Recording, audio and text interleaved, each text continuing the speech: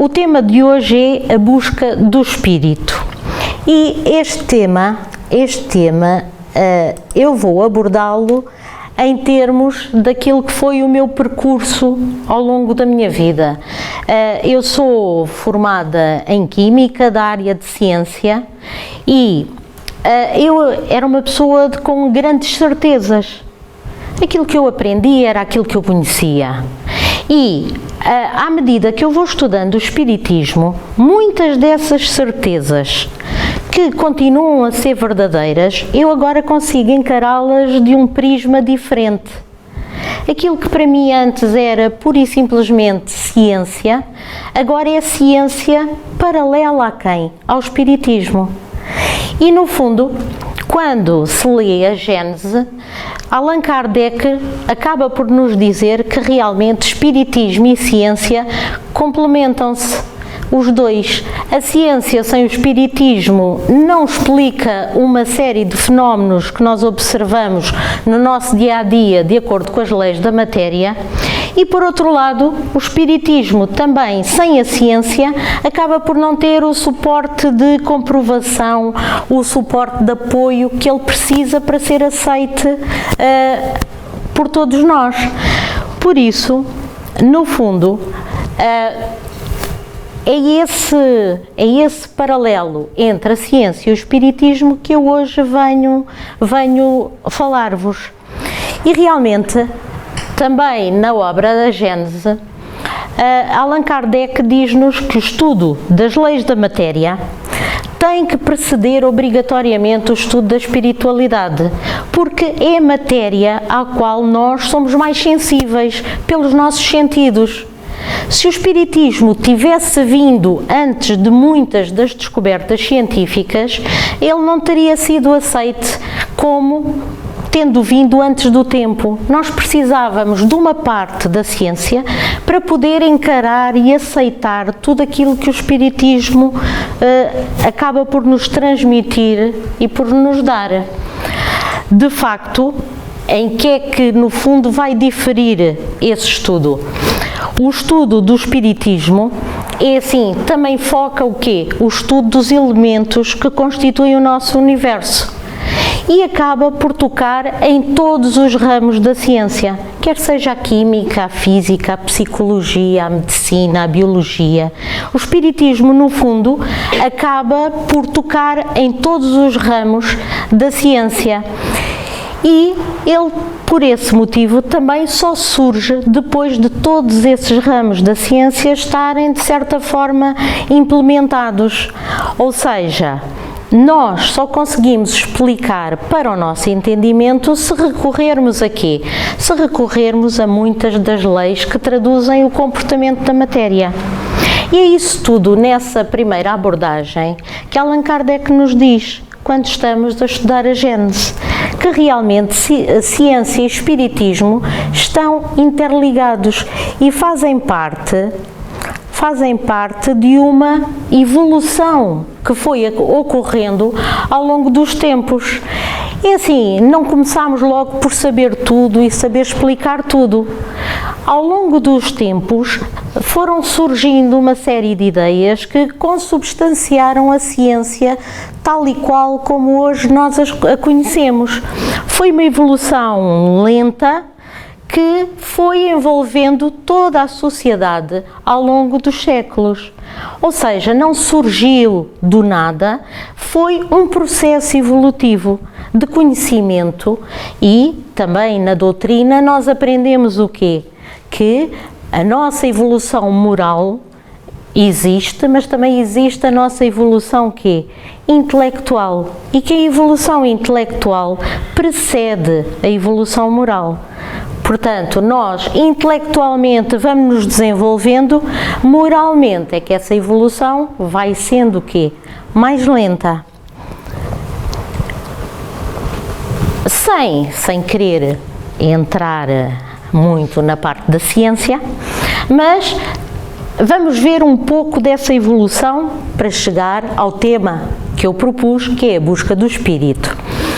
Ora, Por volta de Galileu Galilei, toda a gente já ouviu falar, foi um astrónomo, foi um físico, um matemático, e assim, foi considerado um marco na revolução científica da altura. Porquê? Porque antes de Galileu, o que é que vigorava? As teorias de Aristóteles. Ora, Galileu, ele fez evoluções fenomenais na área da ciência, nomeadamente na física e na matemática. Foi com ele, e se calhar a parte mais conhecida que toda a gente sabe de Galileu, é a defesa da teoria de quê? Do heliocentrismo, ou seja, antes de Galileu, o que é que se acreditava? Que a Terra era o centro do mundo e que os planetas giravam à volta da Terra. Ora, Galileu veio dizer exatamente o contrário. O Sol era o centro da Terra e era o centro do Sistema Solar, e à volta é que giravam quem? À volta é que giravam os planetas. Aliás, foi com esta defesa desta teoria que Galileu foi condenado pela Inquisição. É assim, mas os trabalhos dele, apesar de ser esta a parte mais conhecida, ele teve trabalhos importantíssimos. Foi ele o primeiro a desenvolver um compasso geométrico para medir os ângulos.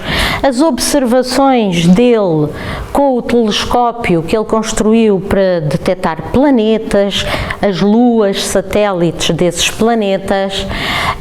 Ele construiu e inventou uma balança hidrostática que permitia medir volumes de peças. Ele fez, em termos da física, uma afirmação que não conseguiu consubstanciar com cálculos, mas que ele afirmava que os corpos, quando caíam, lançados da Torre de Pisa, quer fosse uma pena ou uma bola de chumbo, que iriam chegar o quê? Ao mesmo tempo à Terra, ao solo. Ele abriu, de certa forma, as portas para quê? Para a física de hoje em dia. Foi realmente um cientista importantíssimo que causou uma revolução na área do conhecimento. Não foi o único. Outro extremamente importante e também na mesma altura foi Descartes. René Descartes era um filósofo e um matemático francês. Muitas vezes o que nós conhecemos de Descartes é a parte da filosofia, o seu livro, O Discurso do Método, com a célebre frase que eu acho que toda a gente já ouviu: penso, logo existo. Ele fez um tratado importante sobre a filosofia, mas, no entanto, ele teve também um papel importantíssimo na área da matemática. Os sistemas de coordenadas cartesianos vêm de Descartes. Aquele X, aquele Y nos eixos que nós habituámos para relacionar e dar as coordenadas de posição, foi todo o desenvolvimento de Descartes em termos da geometria bem definida, com coordenadas certas. No entanto, Descartes, tudo isto era o que normalmente nós estudamos na escola. Estudamos o discurso do método, estudamos na matemática os eixos, a geometria, pronto, e ficamos por aqui. No entanto, a obra de Descartes é muitíssimo mais importante e abre uma perspectiva que, se algures eu ouvi durante o meu tempo de aulas, entretanto esqueci, porque não ficou. Mas Descartes, como filósofo que era, ele tinha um trabalho impressionante. Ele considerava que todas as ciências estão interligadas, os saberes estão todos interligados. Seria como uma árvore, em que a metafísica seriam as raízes, a física seria o tronco que dava suporte e a ramagem, os ramos, os galhos seriam todas as outras ciências. Descartes, a mim pessoalmente, surpreendeu-me muito. Porquê? Porque quando eu comecei a estudar e a pensar neste tema, eu fui lendo coisas sobre Descartes e o que é que eu descobri? Eu descobri que Descartes, por exemplo, dizia que pensamento e matéria devem ser divididos, uma vez que a substância pensante não depende do elemento material. E eu pensei assim, onde é que eu já ouvi isto? É assim, em 1600, é assim, já Descartes falava que pensamento e matéria não pode ser a mesma coisa, que são diferentes. Dizia ainda mais que a nossa consciência individual continua a existir mesmo sem o corpo. Ou seja, ele já admitia a existência de uma consciência que, no fundo, não dependia de quê? Não dependia do suporte material. Ela continuava a existir. Mais surpreendente ainda foi quando eu li o que eu vos mostro a seguir, onde ele diz que a união destas duas partes, ou seja, pensamento e matéria, dá-se por meio da glândula pineal. É assim, Descartes falava isto que nos diz e que eu aprendi quando comecei a estudar a doutrina espírita. Descartes já falava nisto. E eu achei que realmente, e então, em vez de procurar só o que o cientista fez em termos de ciência, eu tentei investigar um pouco o que é que eles pensavam em termos de filosofia de vida, espiritualidade, etc. E cheguei à conclusão que todos eles tinham uma componente espiritual muito, muito grande. Em Descartes é por demais evidente, porque ele diz que, para além da união do pensamento e da matéria se fazer a partir da glândula pineal, Descartes considerava esta como sendo o quê? A sede da alma, no ponto onde corpo e consciência se misturavam, apesar de continuarem quê? Distintos. Para ele, a alma procurava o conhecimento da verdade, enquanto que o corpo era apenas responsável quê? Responsável pelas sensações no nosso mundo. Ora, eu fiquei pura e simplesmente fascinada. Como é que em 1600, Descartes faleceu em 1650, como é que em 1600 já havia estas noções e já havia gente a falar destes conhecimentos? Segue-se também, logo morrem uns, sucedem outros, vem Isaac Newton. Eu confesso que eu sou talvez a hiper mega fã de Newton, porque durante o meu estudo eu sempre achei que Newton não era deste mundo. Sempre achei, porque eu estudava matemática, aparecia o Newton, com coisas do Arco da Velha. Eu estudava química, aparecia o Newton. Eu estudava física, aparecia o Newton. Há tempos li que ainda estão, do legado dele, ainda há uma série de pequenos cadernos com apontamentos que ainda estão agora a ser analisados, estudados. E ainda, se calhar há um ano, eu li que, por exemplo, tinham encontrado num caderninho, numa pequenina folhinha, assim manuscrita, um mecanismo de ascensão da seiva nas plantas, que era um mecanismo que ainda hoje havia duas teorias até que uma foi aceita como sendo a real, que era já descrita por quem? Por Newton naquele caderninho.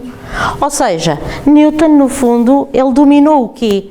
A matemática, a física, a óptica, a astronomia. E assim, teve um trabalho de uma vastidão colossal. E no fundo foi ele que deu a sustentação aos trabalhos de Galileu. Descartes trabalhou parte da matemática que ele iria necessitar e ele trabalhou a outra parte da matemática que precisava para, no fundo, formar o quê? A chamada física clássica ou física newtoniana, que é a física de Newton. A física clássica que nós estudamos é aquela que, no fundo, estabelece as leis fundamentais que gerem o nosso planeta. Já vamos ver depois que ela vai sendo reformulada, mas tudo o que nós ainda hoje, a física newtoniana é válida e correta, depende das condições. Ele conseguiu não só explicar os acontecimentos que ocorrem no nosso dia-a-dia no planeta, mas também no nosso sistema solar, em termos, porque foi ele que, no fundo, descreveu a lei da gravitação universal e conseguiu explicar o que é que acontecia. Ora, também Newton, eu fui procurar não só a parte científica, matemática, física, óptica. Newton é muito conhecido, por exemplo, pela história da maçã, não é? Que caiu e ele viu, e foi a partir daí que ele chegou a quê? À lei da gravidade. Pronto. Mas, para além disso, o próprio Newton tinha uma componente de questionar o porquê da vida muito grande.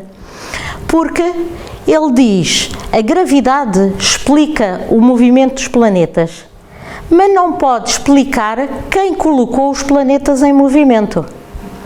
Deus governa todas as coisas e sabe tudo que é ou que pode ser feito.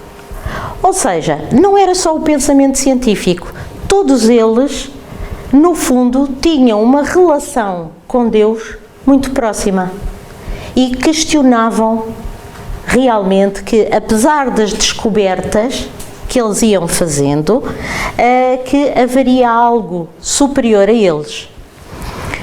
Ele próprio diz, do meu telescópio eu via Deus caminhar. A maravilha, a harmonia e a organização do universo só se pode ter efetuado conforme um plano de um ser todo-poderoso e omnisciente. Ou seja, todos estes grandes pensadores que, no fundo, impulsionaram o nosso mundo e o nosso conhecimento, todos eles tinham consciência de quê? Da existência de Deus. E que teria que haver um ser que realmente promovia tudo isto. Paramos então na física clássica e eu vou-vos falar só um bocadinho da física aqui, física moderna, que começou a partir do século XX e que volta a ser o quê? Uma revolução científica, onde vai aparecer a teoria da relatividade e a própria mecânica quântica. É assim, vai mudar a nossa percepção a respeito do universo e vai alterar os conceitos que nós tínhamos. Ora, dos mais conhecidos para o impulsionar desta nova realidade, acaba por ser Einstein, não é? O físico alemão que foi responsável pela teoria da relatividade. É indiscutivelmente um dos maiores físicos de todos os tempos, é se calhar o mais popular e o mais conhecido. É assim, ele vai formular então a teoria especial da relatividade e sem entrar em muitas questões de física, porque acho que também não é aí o objetivo, no fundo, o que é que vai mudar? Teoria da relatividade, ou seja, o principal trabalho dele foi, no fundo, aproximar a física que Newton explica para os fenómenos do nosso dia-a-dia. Ele vai diferenciar dos outros fenómenos porque, à medida que a tecnologia avançou e que fomos conhecendo que a matéria é constituída por átomos, as leis da física de Newton aplicam-se a objetos, a materiais que se movem com velocidades reduzidas. não aqueles que se movem a velocidades muito elevadas à velocidade da luz ou perto da velocidade da luz. Esse necessita de quê? De uma física diferente. Porquê? Porque as leis de Newton não explicam essas observações que se começaram a registar com os átomos, com a constituição da matéria. Logo, tinha que haver o quê? Tinha que haver uma revolução. E nessa teoria da relatividade, Einstein passa de uma situação que a física de Newton nos dizia: as leis do universo são estas, se eu souber as condições iniciais, eu vou conseguir prever o que é que vai acontecer. Ora, Einstein acaba com este determinismo de eu exatamente saber o que é que vai acontecer. Passa a ser tudo o quê? Passa a ser tudo relativo. E então ele tem aquela equação que é a mais famosa, que é a energia é igual à massa vezes a velocidade da luz ao quadrado. O que é que isto quer dizer em termos simples? Que uma matéria, massa, está diretamente relacionada com o quê? Está diretamente relacionada com energia. Energia e massa são interconvertíveis. E no fundo é esse o grande avanço que ele vai fazer para a física moderna. Apesar de não ter ganho o prémio Nobel por causa da teoria da relatividade, que foi posta em questão, no fundo, foi com outros trabalhos. Aquilo que está aqui é mais ou menos o que eu vos disse em palavras simples, ou seja, ele consegue chegar à força gravitacional, mas agora ela já não é definida como Newton a definiu, ou seja, ele considera que existe uma deformação do espaço e do tempo. Por ação de quê? Por ação de partículas diferentes que têm massas diferentes. Ou seja, passa a ser tudo relativo. Aquelas nossas certezas. Tem uma massa, está quietinha aqui, eu sei a posição, sei o estado, isso desaparece. Tudo é alterado. Passa a ser um espaço com uma envolvência diferente, que isto vai explicar o que acontece em termos da astronomia, dos buracos negros, etc., as alterações deste espaço-tempo e as deformações para explicar o quê? No fundo, a atração gravitacional. Foi extremamente importante, mas, mais uma vez, eu fui à procura.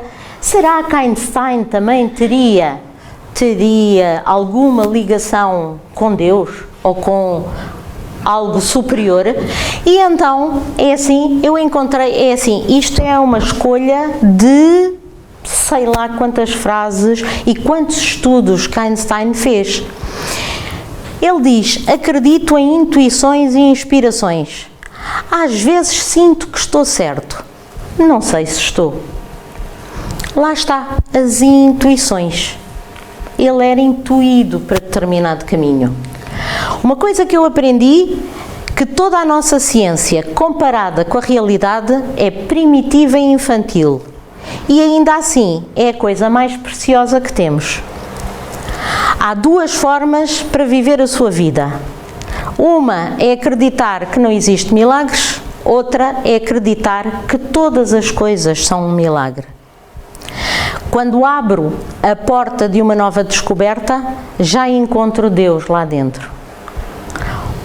Quanto mais me aprofundo na ciência, mais me aproximo de Deus. Coincidência é o nome de Deus quando Ele quer ficar anónimo. Ou seja, que não há coincidências na natureza. Faz tudo parte de quê? Faz tudo parte de um plano superior. Ou seja, os maiores cientistas, os que promoveram a evolução do nosso mundo, todos eles acabavam por ter o quê? Acabavam por ter uma ligação muito grande a Deus. Em todos.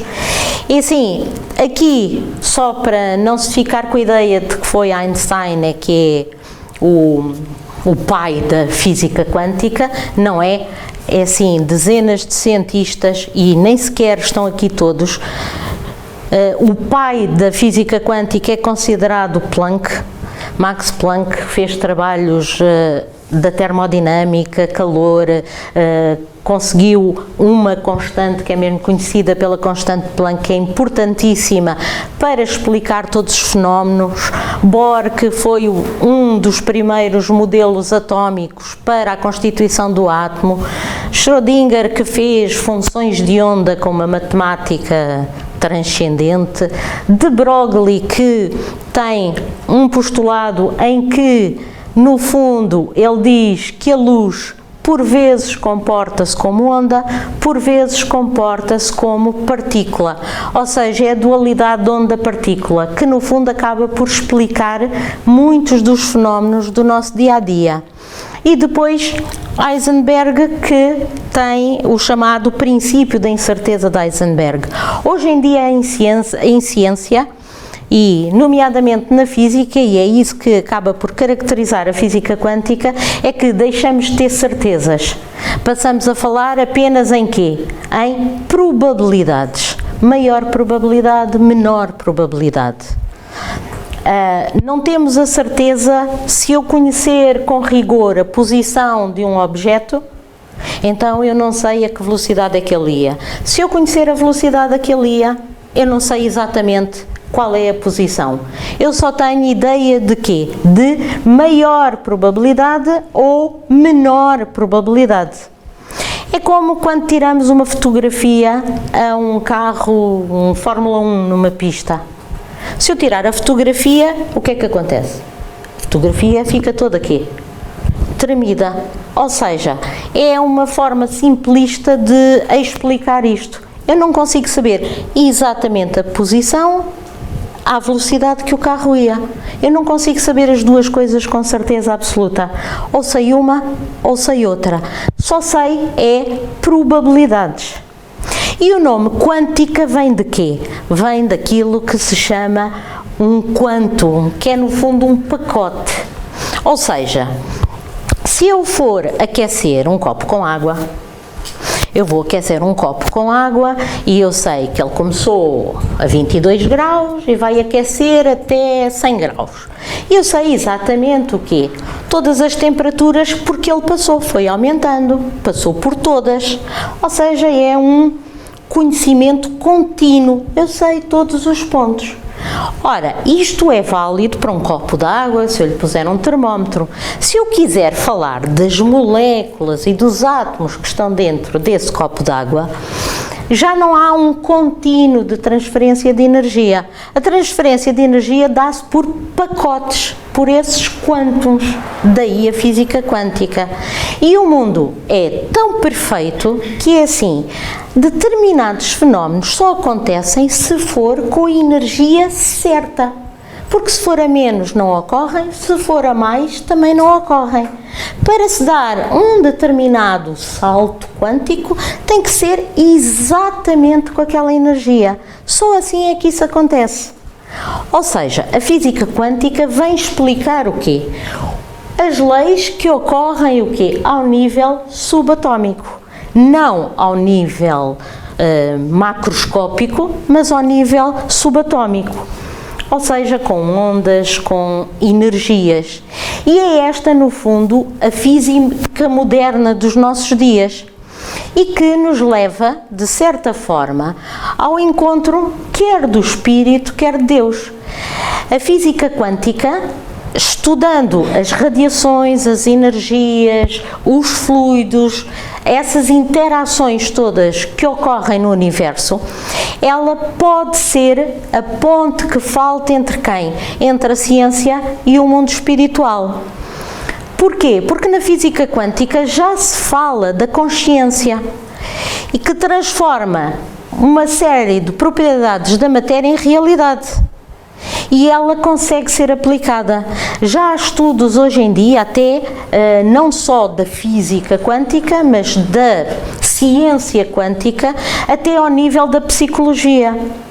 Para interpretar, são feitos já uma série de questionários com conceitos da quântica que permitem depois prever e evoluir como é que vai ser o comportamento dessas pessoas.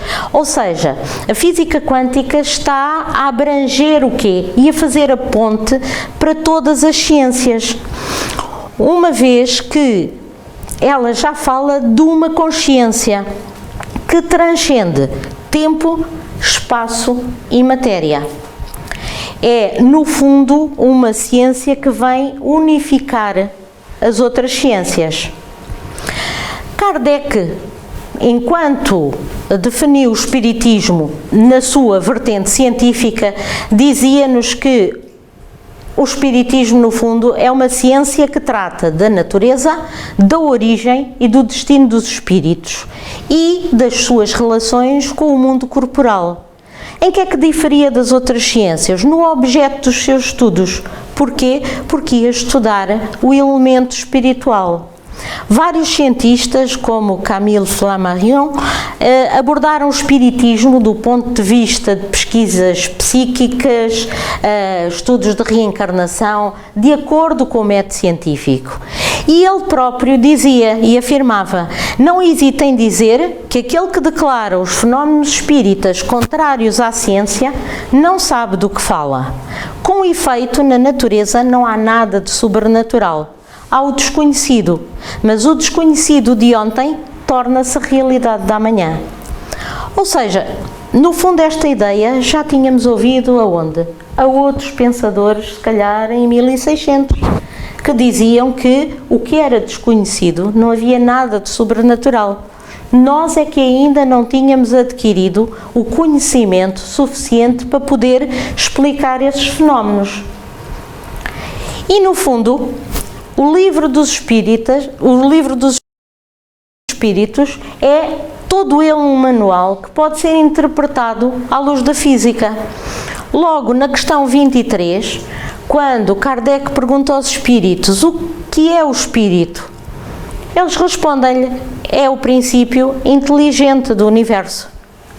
Qual a natureza íntima do espírito? Não é fácil analisar o espírito com a vossa linguagem. Para vós, ele nada é, por não ser palpável. Para nós, entretanto, é alguma coisa. Ou seja, a nossa ciência ainda não chegou aqui, ainda não chegou ao ponto de conseguir entender e explicar tudo. No entanto, os físicos teóricos da atualidade, muitos deles postulam a existência da partícula divina, a partícula de Deus. É uma partícula que ainda não foi propriamente encontrada. Já houve umas experiências em 2013 que pensam ter encontrado, mas ainda não conseguiu ser reproduzida várias vezes de modo a tornar-se um facto, mas eles estão à procura dessa partícula que faça a ligação de quê? Que faça a ligação de energia à matéria. Como é que a energia se converte, no fundo, em matéria? Mais à frente, no Livro dos Espíritos, continuamos a ter evidências de tudo isto. O espírito é independente da matéria ou é apenas uma propriedade desta? Como as cores são da luz, o som é do ar. E os espíritos respondem: são distintos uma do outro, mas a união do espírito e da matéria é necessária para intelectualizar a matéria. Poder-se-á conceber o espírito sem a matéria e a matéria sem o espírito? Pode-se, é fora de dúvida pelo pensamento. Ou seja, ainda existe algo que realmente consegue conceber matéria e espírito. Falta algo que é o que os físicos da atualidade andam à procura.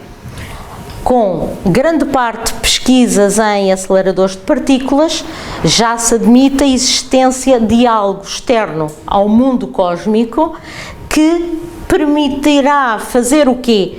Fazer atuar sobre a energia do universo e modelá-la com formas de partícula atómica, ou seja, o espírito. Há muitos físicos teóricos que até já empregam o termo agente estruturador, que estão à procura desse agente estruturador, que no fundo será fazendo o paralelo à doutrina espírita, será no fundo o espírito que faz essa junção. Continuando a ler o livro do Espírito, ainda temos mais informações relacionadas com tudo isto. Que definição se pode dar dos espíritos? Pergunta Kardec. Pode dizer-se que os espíritos são os seres inteligentes da criação. Povoam o universo fora do mundo material. Mais à frente, muito mais à frente, na questão 536, são devidos a causas fortuitas ou, ao contrário, têm todos um fim providencial? Os grandes fenómenos da natureza, os que se consideram como perturbação dos elementos.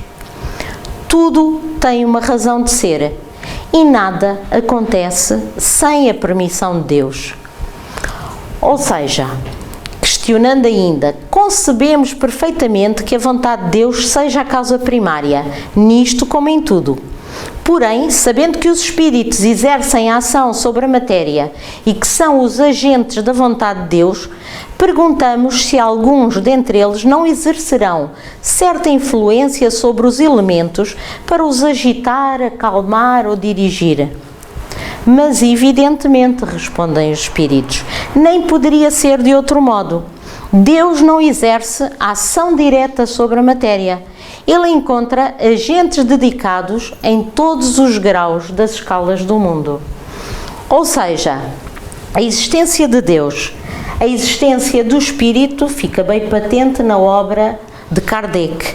A ciência está à procura dessas evidências.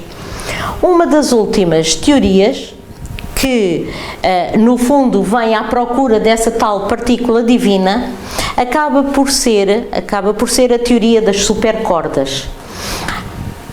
Sem entrar em grandes explicações, porque confesso que nem eu a entendo o suficiente, é demais para mim. Aquilo é de uma complexidade e é tão abstrato que é difícil nós entendermos realmente. Vou-vos explicar aquilo que eu entendi. Pronto, no fundo, de uma forma simples, o que é que nós temos? Temos a matéria. Sabemos que a matéria é constituída por moléculas. Essas moléculas são constituídas por quê? Por átomos. E dentro de um átomo temos o núcleo e temos os eletrões. E por sua vez o núcleo ainda tem o quê? Outras partículas ainda menores, os prótons e os neutrões, e que dentro desses prótons ainda existem o quê? Ainda existem uma série de outras partículas subatómicas. Ora, essas partículas subatómicas, os quarks, são as mais ínfimas partículas conhecidas. Existiriam ligações entre eles por umas supercordas, umas cordas que no fundo são energia e com diferentes vibrações. E consoante a vibração que existe entre essas partículas subatómicas, dariam as propriedades específicas e as qualidades físico-químicas ao núcleo. E então eu iria ter diferentes elementos químicos, como fosse o hidrogênio, o hélio. Porquê? Porque essas cordas, vibrando de maneira diferente, iriam conferir propriedades diferentes. Ou seja, a física quântica prevê, no fundo, com esta teoria das supercordas, que conseguiria explicar a estrutura básica de quê? Do nosso universo. Diferentes vibrações nessas partículas subatómicas iriam conferir diferentes qualidades à matéria e então iríamos ter os elementos todos que conhecemos no universo. É assim, mas para esta teoria ser válida, esta teoria precisava do suporte matemático para ela. E acontece que o desenvolvimento matemático que permitisse justificar esta teoria ainda está longe de ser conseguido nos nossos dias.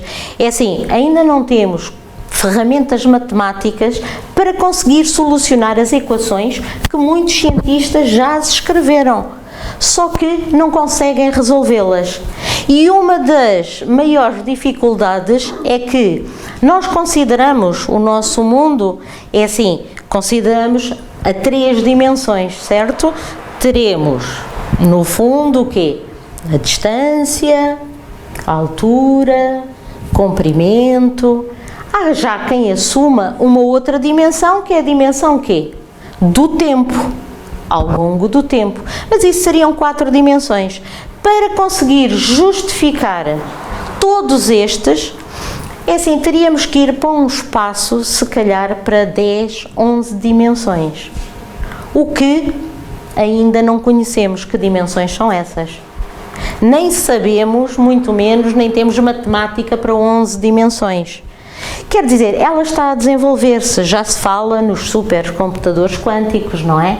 Mas que ainda trabalham a temperaturas muito negativas, mas já trabalham. E a física quântica está a avançar e há de ser uma realidade dentro em breve. Também, com esta teoria, se nós chegarmos ao Livro dos Espíritos, Kardec perguntou: a matéria é formada de um só ou de muitos elementos? E os espíritos responderam: de um só elemento primitivo. Os corpos que vocês consideram simples não são verdadeiros elementos, são transformações da matéria primitiva. Ou seja, lá está, o elemento primitivo seria o mesmo. Ligados por essas tais cordas com vibrações diferentes, iríamos ter a multiplicidade de elementos que estão à nossa disposição, sendo a partícula fundamental sempre a mesma. Agora, isto para já em termos da ciência ainda está em estudo, em desenvolvimento, mas até no Livro dos Espíritos já nos falavam quê? Dessa existência de uma matéria primitiva. Na questão 79, Kardec pergunta: pois que há 2 elementos gerais no universo, o elemento inteligente e o elemento material, poder-se-á dizer que os espíritos são formados do elemento inteligente como os corpos inertes do elemento material? E os espíritos respondem: evidentemente. Os espíritos são a individualização do princípio inteligente, como os corpos são a individualização do princípio material. Ou seja, a matéria primitiva era a mesma, mas adquire circunstâncias diferentes. E também no Livro dos Espíritos é perguntado: onde está escrita a lei de Deus? Ao que os espíritos respondem: na consciência. É assim, até na física e ao longo da história do desenvolvimento da nossa ciência, é assim, o que nós observamos é que todos estes grandes génios do nosso planeta acabavam por ter o quê? Esta consciência da existência e das leis de Deus, porque todos eles tinham uma ligação quê? Uma ligação que não sabiam explicar, mas é comum em todos os grandes cientistas. Se nós formos a investigar qualquer um deles, encontramos também escritos e obras onde eles referem quem? Onde eles referem Deus ou alguém poderoso que realmente rege tudo. Uns podem não lhe chamar diretamente Deus, mas um ser superior está patente em todos. Também André Luiz, no livro Evolução em 2 Mundos, nos diz que realmente só vamos chegar a uma harmonia perfeita quando entrarmos realmente em sintonia com esta consciência geradora que está dentro de todos nós e também no todo do nosso universo. Ou seja, quando realmente tivermos uma ligação a Deus bastante grande. Ou seja, nós próprios, com a nossa consciência, somos co-criadores da consciência universal, de todo o universo. E estamos obrigados, de certa forma, a gerir o quê? O estado vibracional das nossas próprias cordas. Para quê? Para fazer essa sintonia à espiritualidade superior e a Deus, que, no fundo, é o que busca a ciência. E com esta termino. que é que se pode tirar do sentimento instintivo que todos os homens trazem em si da existência de Deus? Perguntou Kardec. É de que Deus existe, pois de onde lhes viria esse sentimento se não tivesse uma base? É ainda uma consequência do princípio. Não há efeito sem causa. E isto é ou não é o que a ciência, no fundo, procura explicar? Estuda os efeitos e quer descobrir o quê? A causa. Poder-se achar nas propriedades íntimas da matéria a causa primária da formação das coisas? Mas então qual seria a causa dessas propriedades? É indispensável sempre uma causa primária. E termino, no fundo, com a primeira pergunta do Livro dos Espíritos, em que Kardec pergunta: que é Deus? Ao que os Espíritos respondem que Deus é a inteligência suprema, causa primária de todas as coisas. E pronto, era isto que eu vos queria apresentar. É assim, baseei-me para além nas obras de Kardec, a Gênese e o Livro dos Espíritos. Tenho-vos a dizer que quanto mais vezes leio a Gênese, mais me fascino, porque acho que explica tanto do nosso mundo, explica tanto do que aconteceu e da nossa evolução no planeta, ser humano, etc. O Livro dos Espíritos é sem dúvida uma obra básica, todas as respostas a tudo o que a gente possa questionar, inclusive a física, estão dadas no Livro dos Espíritos.